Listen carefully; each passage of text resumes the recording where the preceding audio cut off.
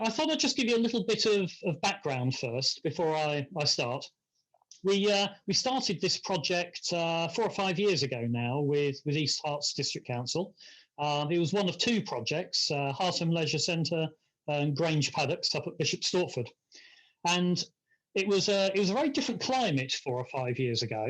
And I think one of the things to remember in this scenario is leisure is a non-statutory service. So it's provided by the council, and unlike health, unlike education, it's not something that has to be provided. So it does create a real challenge.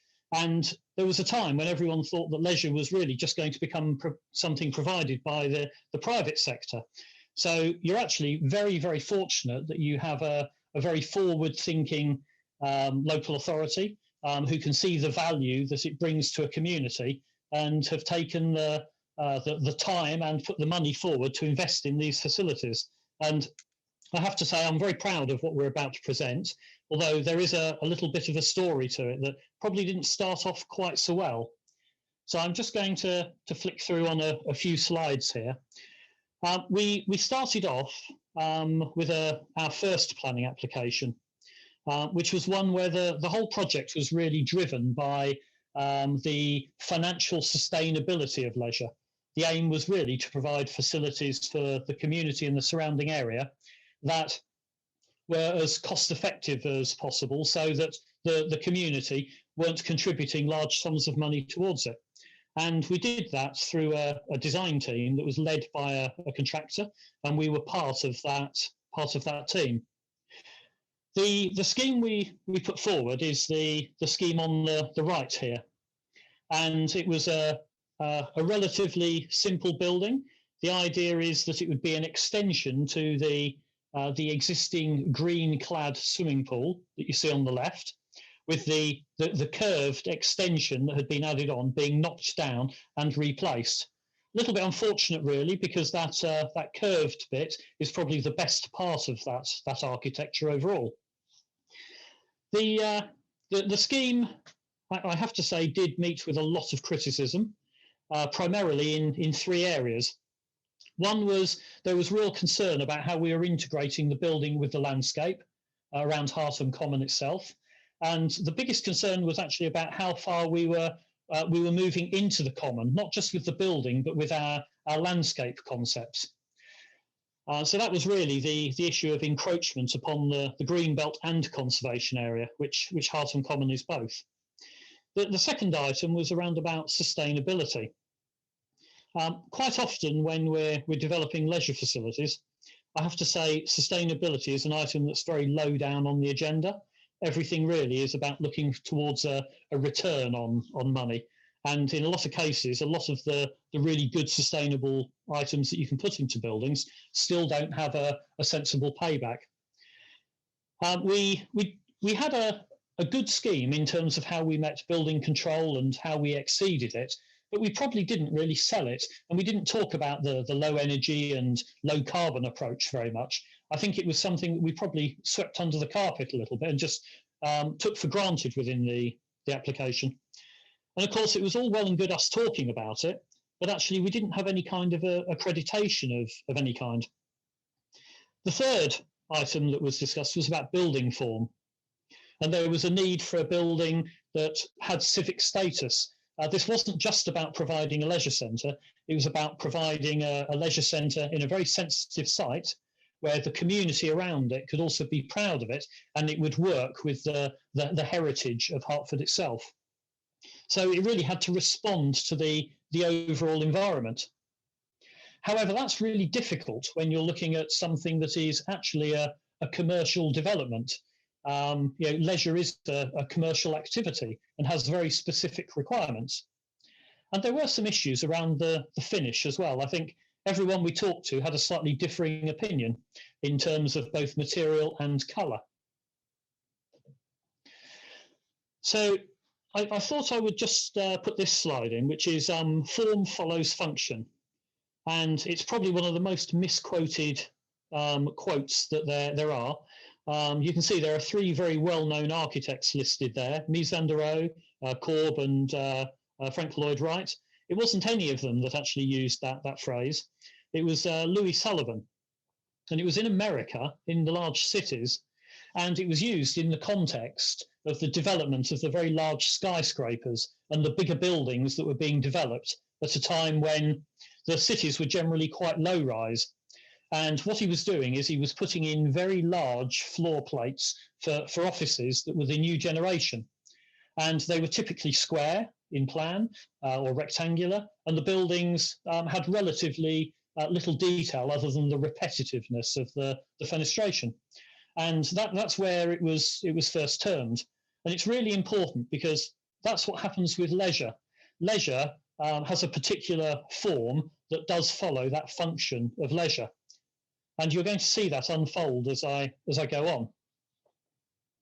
So the image that's on screen now, I'm assuming you can see my crosshair move, can you, on screen? Someone could just nod or say yes. Yes. Yeah, yes. Brilliant. Okay, great, thank you. So the area that you see around here is a new extension on the side of the existing swimming pool. When we looked at it, most people really wanted us to look at taking down the swimming pool itself. The problem is that the swimming pool inside had a huge amount of life left in it. And actually, in terms of leisure and the way it worked, it was something that was quite sustainable for the future. But the one thing we didn't really have was good dry leisure facilities.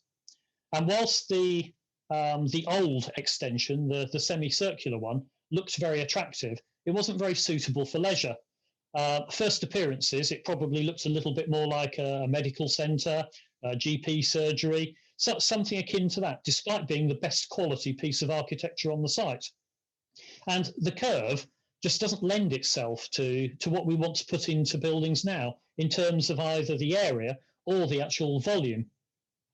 So what we need are rectangles, and that is a real challenge because quite often those rectangles aren't the nicest and easiest to deal with of shapes. When we looked at this plan, the plan itself was almost universally loved. Our project sponsor thought it was excellent. The operator of the centres, everyone active, loved the way it worked and the way it would work in terms of their operation. The other stakeholders we consulted and the public, that was something that was really liked. So with this second application, once we got a second bite at the cherry, we didn't want to throw out what was good. So we needed to maintain this very, very rectangular building. But what we did is we then re-looked at the whole project right from the very beginning, and we reassessed what it was we were trying to do. So number one, we'll take it for granted that we're trying to provide state-of-the-art leisure facilities that are going to serve the community of Hertford and the surrounding area. That we always have that as a goal. But what we didn't do quite as well is we didn't concentrate on the sensitivity of the area, the conservation area, the green belt. They were always items that were a little bit second on the list. So in this proposal, what we did, we made sure that they at least had equal billing. And when you look at the site on this aerial photo, you can see the openness in terms of the common itself. It has a very firm surround by either a number of features, whether it be the trees, the tennis courts, the river. There's a number of items that form quite a firm boundary to it. And the leisure centre itself, as it sits at the moment, is there really as a legacy from its days as a Lido before it was covered over. And if we were starting afresh today with a clean site, I suspect that planning in that area may be much more challenging. So the first item we wanted to address was the landscape. And the very first question we had was about how far we extend into the landscape. Because with our previous scheme, we were looking at a replanting programme that extended some way into the common. And that was actually criticised because it didn't really match with the ethos of the common as it stood. So looking at this, what we did is, if you can see my crosshair, you can just see the outline of our extension in here. This is very close to being a square.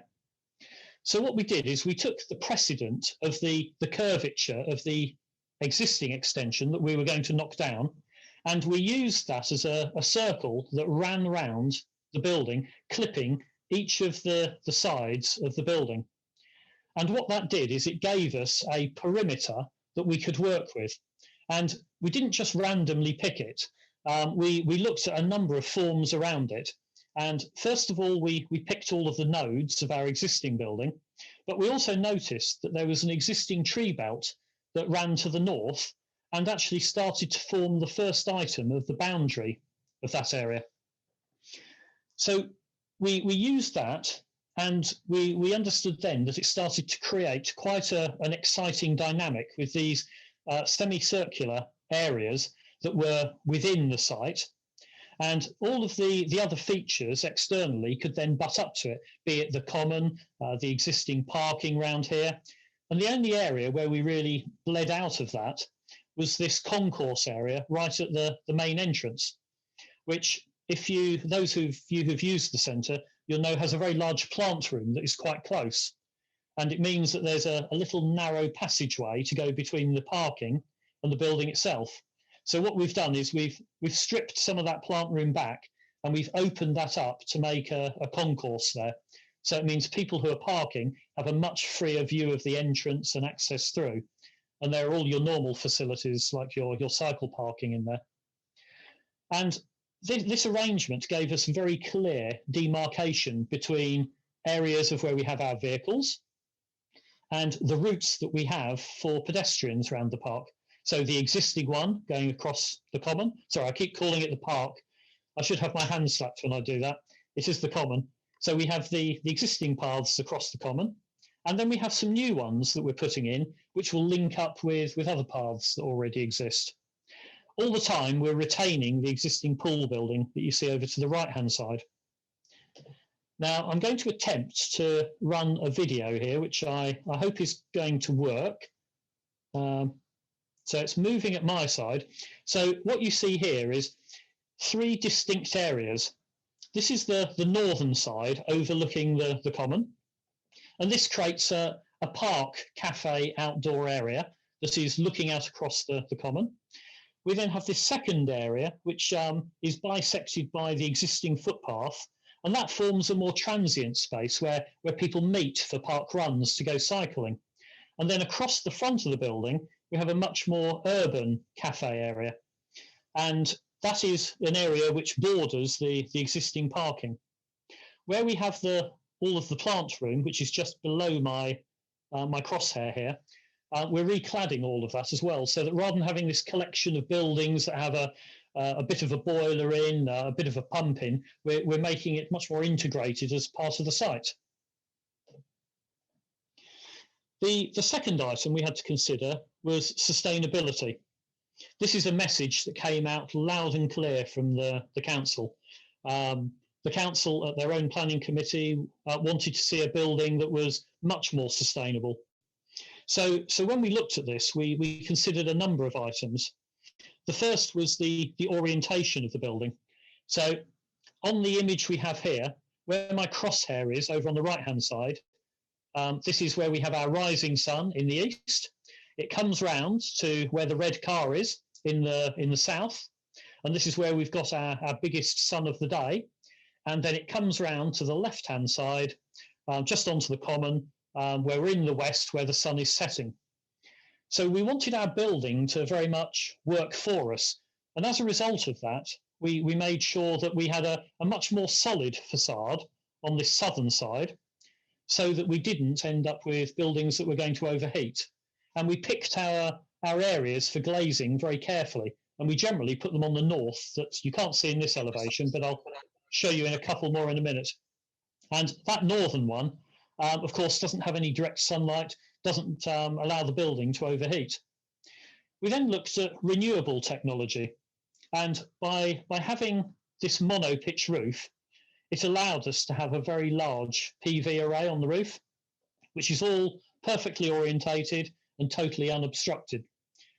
We then looked to retrofit electric vehicle charging points within the car park itself, so that we not only have a number of charging points, but we also have the infrastructure all in there to allow for future ones to go in as well.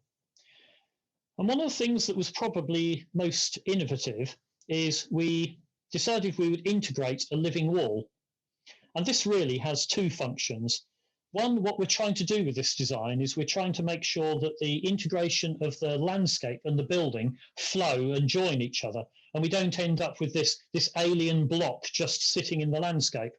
So by growing that into the wall of the building, that really helps. The second function is where we have our cafe here, it softens everything around it, and planting like this is really good in terms of the air quality as well. So having now got a living wall, we had to think about how we were going to keep that alive, and we need to irrigate it. And one of the things you find with public buildings is maintenance is always an issue. So what we've done is we have designed a building that doesn't have any gutters on it. We're in an area where there's a lot of trees, and all of the tree leafage can block gutters and then lead to defects within buildings.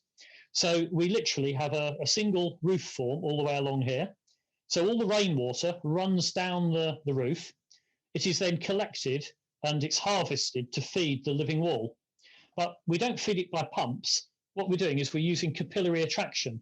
So we don't have any mechanical devices. And the capillary attraction feeds the wall on a series of rails that run through. So we're not putting any additional energy into the building.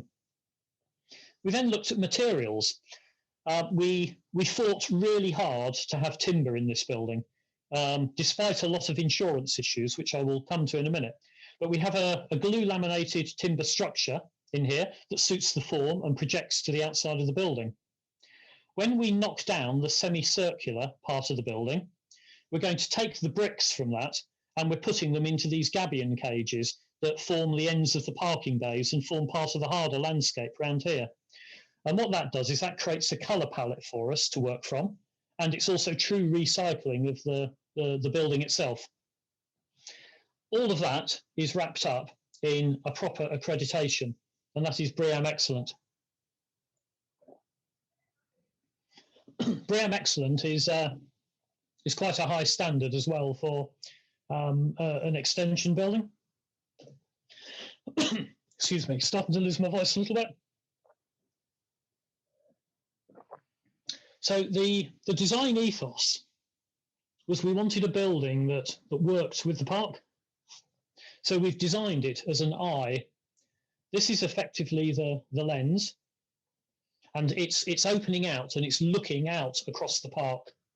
And the angle of the roof, the way the glue laminated timbers project out, they're your metaphorical eyelashes and the protection to the eye itself. And it's very much about all of those views on this northern facade where the building doesn't overheat.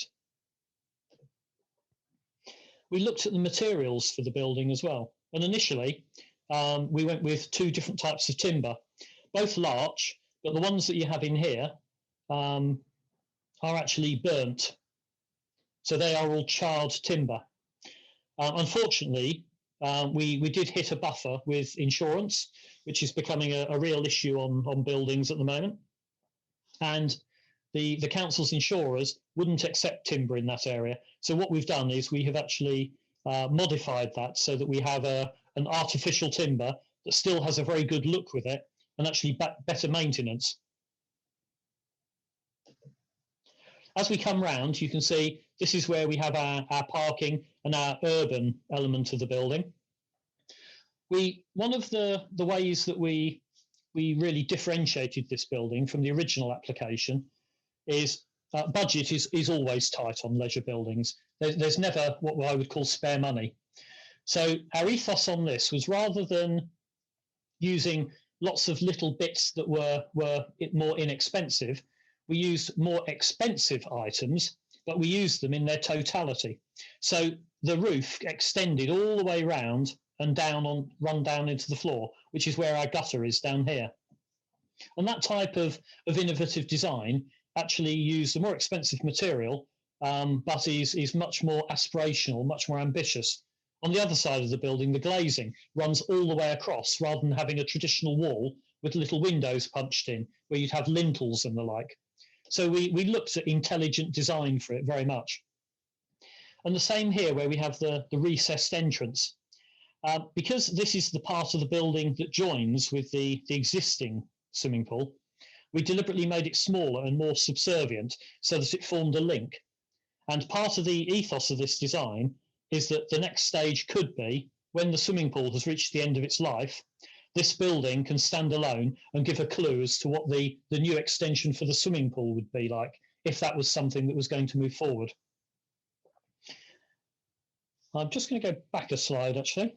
And the other bit is the eaves on the existing building, when they come down, are crimped aluminium. And what we've got is the same crimped aluminium running along this line here, which is the precedent that is taken over from the existing building. In fact, I know when the first application went in, it's something the Civic Society, you actually commented, and you did comment on the quirkiness of that as an item. So I was very keen to carry that over so that that wasn't lost. In terms of the site plan, you can see the blue is the existing building, which we are doing some refurbishment on. And then the yellow is the new extension with that semicircle, that circle of landscape running around it. We still have some plant over here, but we've opened that concourse up quite considerably. The overall plan of the building shows that on the ground floor, we have a soft play area, which is 2 stories high. We then have our studios running around, and we have 2 entrances through the building, a front one here and also one from the common. So you can come through here, and this is where we have our cafe that serves internally, looking through into the soft play, but then also spreads out into the shady northern cafe and also the urban southern one as well. And then we're doing refurbishment work on the changing rooms and some on the swimming pool hall itself as well. On the upper floor, we have a large fitness suite with that void over the soft play. And that all sits on one level, which is slightly different from the existing level of the existing centre. We're quite innovative in the way we're heating all of this as well, in that we have localised units that sit inside on the floor in here, and they don't use refrigerant. They're paraffin based, so they are in 10 years' time, we won't be in a situation where we're having to strip out air conditioning and things like that because we have a problem with the refrigerants that are used. And this system is able to heat and cool and is particularly efficient. And then up on the roof, you can see we have our PV array, but we also have 2 wind catchers as well. And they're going down into the soft play area where they're providing a part natural ventilation solution, because that's one of the areas with the cafe in this area where through the use of the openable doors and the wind catchers, we could provide that free natural ventilation. In terms of the materials for the building, we wanted to keep it very simple.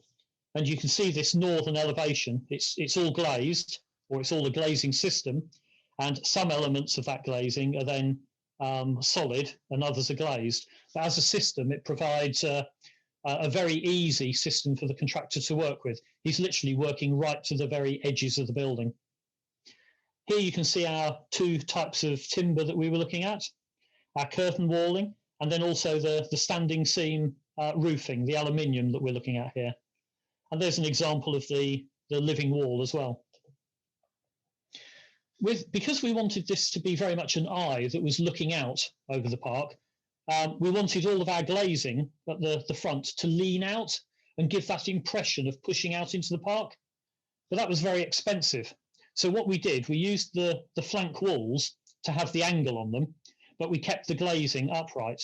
And the overall impression is that it is leaning and looking out, even though we've got the economy with the glass. I thought I'd just show you a couple of sections of the building, because this is one of the areas where we fought really hard for this timber glulam. As I said, the insurers were dead set against timber in the building. And the compromise we took is we we took it out of coming where it came all the way down to the ground at this point. We created more traditional construction on the ground floor, but where that beam was going to be visible and come out, we made sure that it was emphasised and retained in the scheme. And it was one of those battles that we successfully won. In terms of the materials overall, here you can see the aluminium being used as the wall and the roof. And this is where you go on the transition from the wall to the roof. They crimp the aluminium, and that means that it is actually formed and it creates all these lines in it. And that is exactly the same as your existing leisure centre has at the eaves. So we've carried that detail over as part of the legacy. It was one of the best bits of that building, so we moved it across. On the right, you can see an example of some gabion cages with brickwork in it. And this is where we're using the recycled brickwork. And that way, people can sit on them. We'll put tops on them for people to sit on so that they're comfortable. And they form really good devices for separating pedestrians and vehicles. Over on the left, we have the living wall. In the centre, you can see the glue laminated timber, and this is indicative of how it will project out from our glass facade. And then on the right, you've got a building that uses two different types of timber style cladding, the charred timber and then the natural. And here's an example of one of the man-made finishes for the timber that we're looking to use. And the timber, or the material itself, is very convincing. Where it's not so convincing is when you have a junction like this, a corner, when you have to put one of these strips in. And what we've done is we've designed it so that we don't have those strips, so that our timber always comes up against another material and will look much more convincing, but have much greater longevity and less maintenance than the timber. And then I thought I'd just talk about the living wall. It's always difficult when you bring something like this to a client that hasn't used one before and is very concerned and asks you lots of questions about, how much is it going to cost? How do I have to maintain it? And what we did, we went through and we looked at all different types of living walls that were available, ranging from ones where you basically have a planter and then you grow them up the wall, a bit like ivy. Another one where you then have cables where you grow them up. And all of those are very cost effective, but actually they don't have a great reputation for having longevity and surviving. So what we did, we picked what's called a bound system. So the plants are all pre-grown. They are selected for our southern facing elevation, which means that they've got to be quite drought hardy because we've got the sun on it hopefully most of the time, even in our climate here. And then they're put into mats. The mats don't have any soil in them. And the benefit of that is we don't have to replace the soil every 5 years. The mats are there for almost the life of the building. I mentioned we were using the capillary attraction to irrigate them. So we don't have lots of pumps or anything like that in there, because the moment you put one pump in, you then need to have a backup pump. So the expense of it becomes quite big. This is the most expensive type of living wall, but with the economies of good design around it to ensure that it will run economically. In terms of making sure that it has longevity and will work, the contractor, when they put this wall in, will be responsible for it for the first 12 months.